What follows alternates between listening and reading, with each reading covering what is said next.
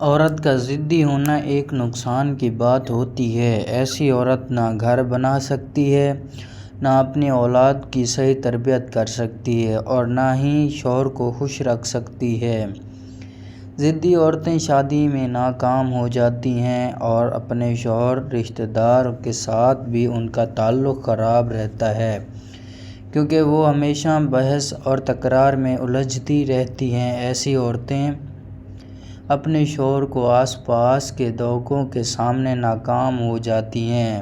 مرد ضدی عورتوں کے سامنے زیادہ ضد کرتا ہے، جبکہ نرم مزاج عورت کے سامنے مرد جھک جاتے ہیں۔ وہ عورتیں جو اپنی رائے پر ڈٹی رہتی ہیں